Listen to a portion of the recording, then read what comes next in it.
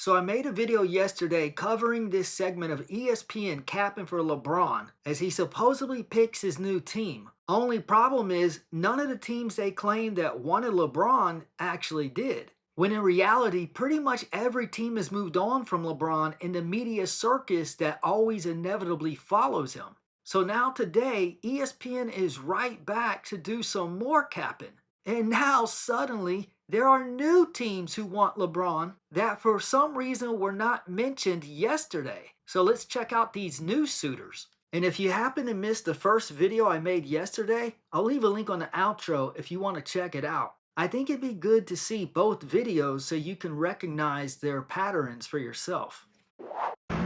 Christina and Scooby with you. The top NBA free agent left on the market is none other than the King, LeBron James. His agent, Rich Paul, saying at least 27 teams have shown interest in having LeBron join their squad.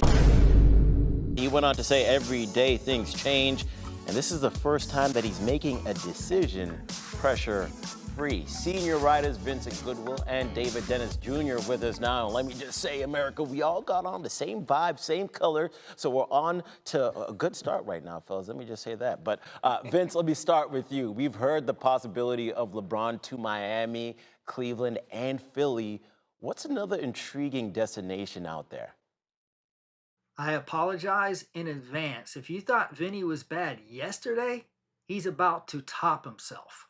On Rich Paul's board, there was something that looked like the Denver Nuggets on that board. No! God, please, no! No!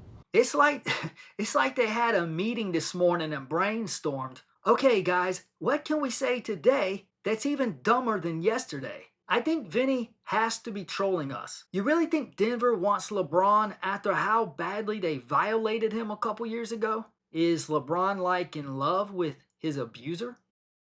All right, what's the next idiotic thing you're going to say? You think about what the Nuggets have not accomplished since winning the championship a few years ago. Knocked out in the second round twice, knocked out in the first round once. Like, this team has been far away from the championship discussion. But if you add LeBron James there next to Nikola Jokic. No, Jokic already has one elite choker on his team. He doesn't need a second. And on a team that had the best offense in the league last year, they would be right back into the championship conversation. Can you imagine the pairing between those two guys with the way that offense runs? He could take a little bit of pressure off of Jokic. Jokic could take a lot of pressure off of him. I think that's an intriguing destination we haven't talked much about from a basketball standpoint. And I think in the Western Conference, that'd be a little bit scary. Yeah, a lot scary. Yeah, lady, scary for Jokic because he doesn't want LeBron on his team. David, I'll ask you what Vince just kind of put out in the air. What would a LeBron-Jokic pairing look like? First of all, I don't know if I need to complain to HR or producers or whoever, but I was promised that I would not be on television agreeing with Vinny Goodwill, and I'm here first thing in the morning agreeing with Vinny Goodwill. Look how happy they are with this trash take. Ear-to-ear smiles across the board, thinking they just made a compelling case for some team outside of Cleveland to pick up LeBron. I have a reputation to uphold, everybody. This is not good for my brand. What brand? No one even knows who you are. And take off those cheap-looking gold chains. Looks tacky. I do agree with him. It's the Denver Nuggets, and I saw it on the board. I perked up. It was interesting to me, the idea of LeBron James and Jokic together. They could roll the basketball out, and these dudes could just figure out how to play seamless basketball with one another. They're just that smart. And on a given night, LeBron James could be the third option on that team. That gives him a little respite with Aaron Gordon there. If he's healthy, defensively he helps. Part of this, though, a little bit of this on Denver. What do you mean it's on Denver? They're not interested. This whole crew acts like every team in the league needs to contact Rich Paul to inform if they're interested in LeBron or not. But if you don't hear from a team, obviously they're not interested. LeBron's like that guy who keeps talking and talking to the girl and can't take a hint that she's not interested. Dude, Jokic just isn't that into you. They got to figure out what they're going to do with Peyton Watson. It doesn't matter what they do with Peyton Watson, whether they sign him or don't. Either way, they don't want LeBron. LeBron just wants to know how stacked the roster may be so he'll know which team to try to grovel to. Jokic deserves a real shot, and trying to get LeBron James there. If Jokic wanted LeBron there, Denver would have signed him by now. In case you haven't noticed, free agents have been making deals with teams for the last 2 weeks. And everyone's got a deal except for LeBron. Because hardly any teams want him. He has no attractive offers, which is why he's still a free agent. Remember when Bron left Cleveland, then left Miami, and then left Cleveland again? Notice it didn't drag out like this? Because teams actually wanted him then. But now, very few teams do. Which is exactly why ESPN is capping so hard for him and trying to convince the masses that he's still in high demand. All right, let's see what other teams are beating down LeBron's door. All right, Vince, so what's the team that makes the most sense for LeBron? Well, trust me and my humble brother David will certainly disagree on this one to restore his brand. The Miami Heat, a reunion with Pat Riley and Eric Spoelstra.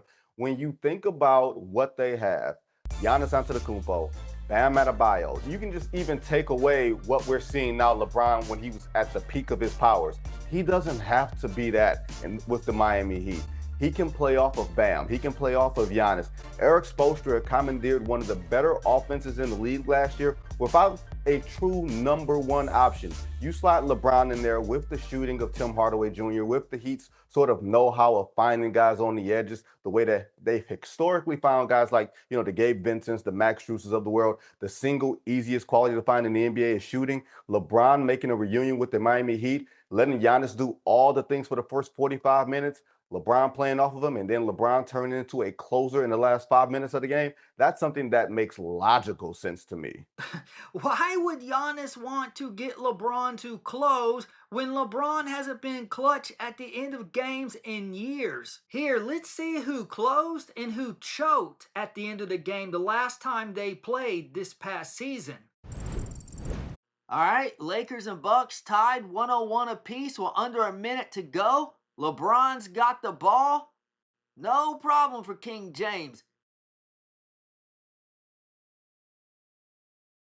Drive into the hole. Look out for a dunk.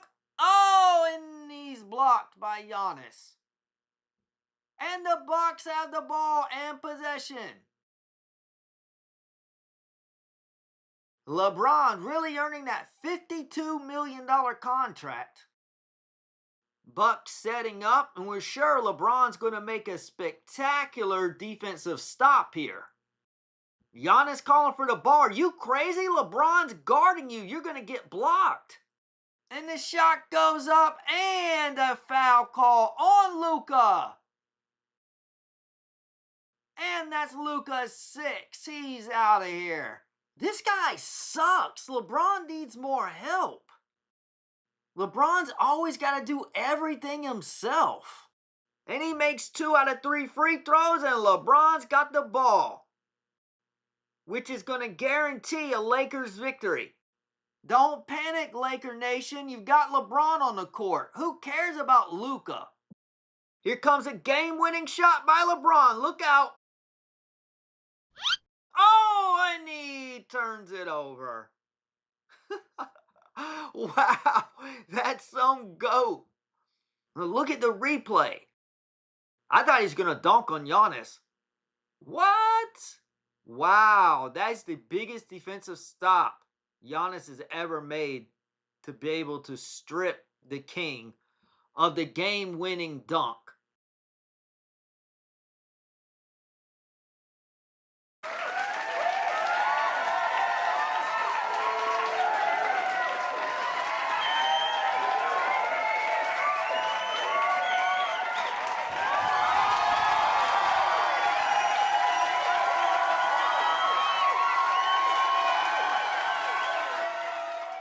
I can't believe no one wants to sign this guy.